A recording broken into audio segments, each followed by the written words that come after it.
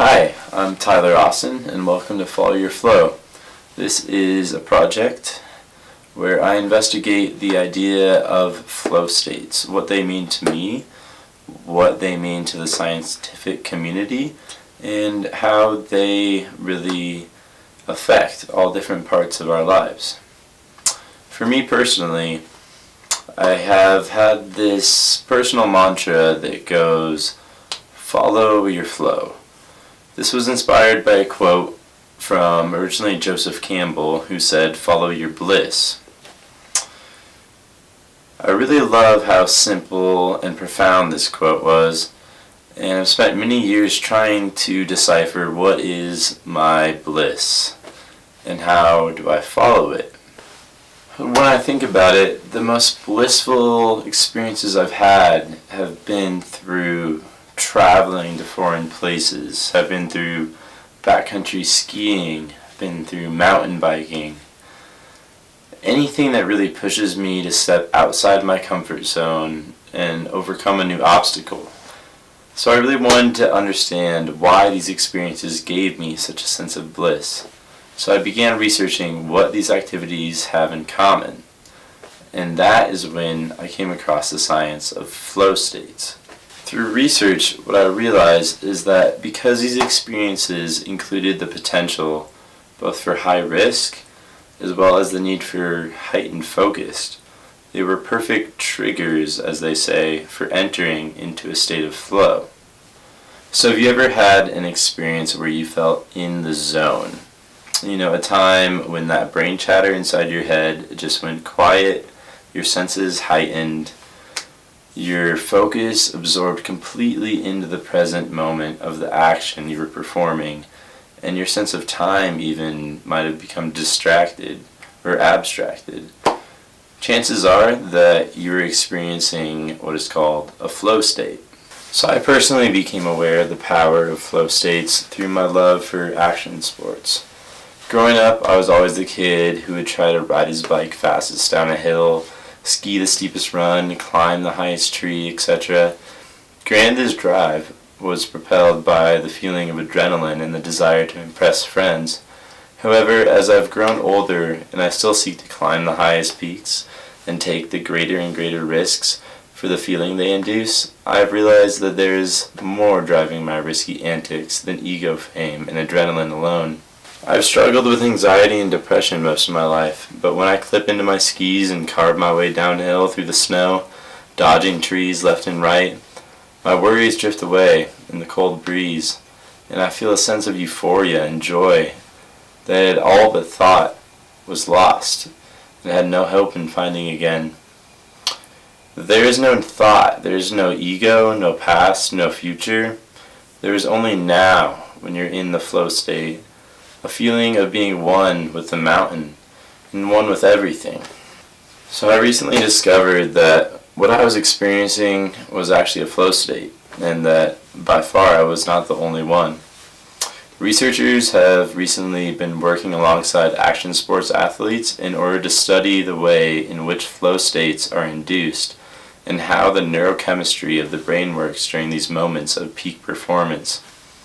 Researchers have found that adventure sports athletes are prime subjects because what they do involves two of the most fundamental triggers of flow states. That is high risk and high focus. So through my own passion of skiing, I found a sense of flow in the sense that I don't consciously think about which way I'm going down the mountain. I just react. I'm absorbed in the present moment. I really feel at one. I feel this dilation of time. And I feel at peace. And it's a very powerful thing for me in a life where I usually live so much in my own head in that rational thought. And through speaking with other people, I've found that people find this similar sense of peace and of flow, whether or not they know it's a flow state, through different things that they're passionate about. So I decided to reach out to somebody and find how they find their personal flow.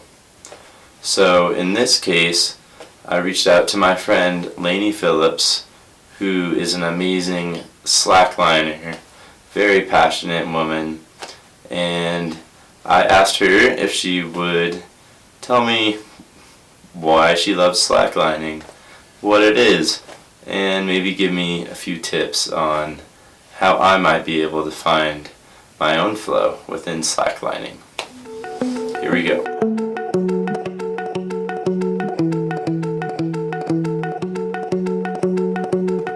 Took off from paradise and I landed in the jungle. And I spent the whole time lost in the clouds. I lost my body in the summer storm, somewhere over the ocean. And I think my mind may also be gone.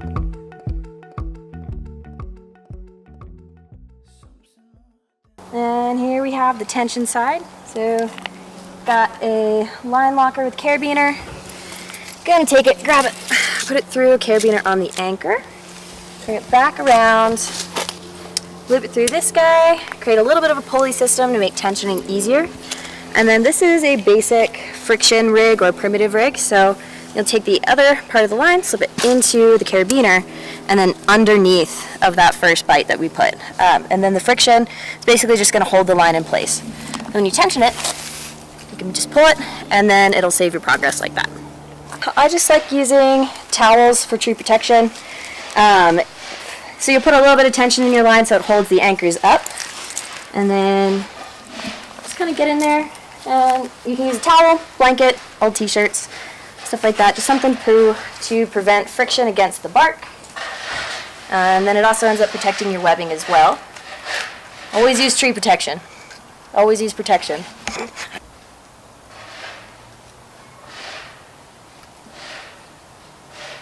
Just trying to get a little bit of stretch out.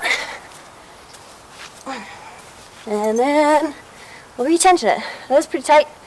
Now it's pretty loose now that we worked out some of that little stretch right there. So I know people talk about slacklining and then highlining. Would you call this slackline or a highline or something else? Yeah, I call it a slackline. A highline, some people don't, but typically you wear a harness and you're tied into it, because a fall from a highline is going to be something that's really going to wreck you. But I mean, they do have midlines, so maybe like 40 feet high, something like that. 30 feet high would be considered a midline. But it's kind of like there's not really too much of a difference between a midline and a highline. You tie in either way, but yeah. A lot of the skills are pretty much the same. It's really just a mental difference that keeps people from being able to highline that are really, really good in the park or something like that. Being up high really changes things, even though no matter what, it's still just a slackline. All right, how does this work? So you're going to want to look at where the line meets the anchor, or pick a point on the tree right in front of you, something that's visible that you can focus on the entire time. Because while you're walking, you're going to keep your gaze pointed directly at it, and you try to focus on just that point. Stare it down and walk straight towards it. And then, pick a point that seems comfortable. Get yourself centered on the line. Take a big old deep breath and stand right up. All right. Yeah. Let's start with my dominant foot, probably. Mm-hmm. All right. Just kind of keep it centered. Mm-hmm. Right. Just kind of balance a little bit on the line, engage your arms a little bit. Let it loose. And shake it out a little bit. All right. You're going to want to sit up nice and straight. Imagine that there's a string pulling up from the top of your head, keeping your posture up. Okay. Stick your arms out. Go for it. And go for it. All right, keep on breathing. And breath is the most important part with slacklining. You kind of form your rhythm with your breath, and get your feet and your movement in time with that breathing.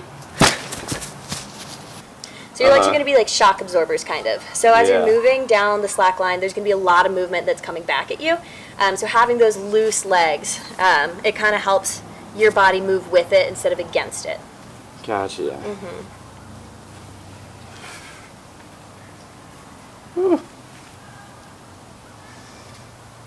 Nice and straight. When you're trying to stand up, keep it calm and controlled. You want each one of your movements to be relaxed and balanced. If you are trying to stand up on a slack line and you're all shaky and you're moving your arms back and forth, kind of crazy like the line is going to reflect that energy back on you. So, especially with highlining, your body and your mental state is going to be put under a lot of stress. So, your breath is going to be incredibly important for that, clearing out all of your thoughts, visualizing the tension leaving your body, and creating like a safe space within yourself to take each one of those steps. So with each breath, you can imagine that tension just floating out through your fingertips, coming out through your feet, out through the top of your head, and just leaving like open space in your body for movement, and to kind of enter that flow state a little bit. Each one of those steps, you'll find a rhythm, and it connects with your breath, and that's what's going to get you across that line, especially when you're like 100 feet up in the air, tied in with nothing but a rope. Really, your breathing is going to be the only thing that gets you through that. Since you made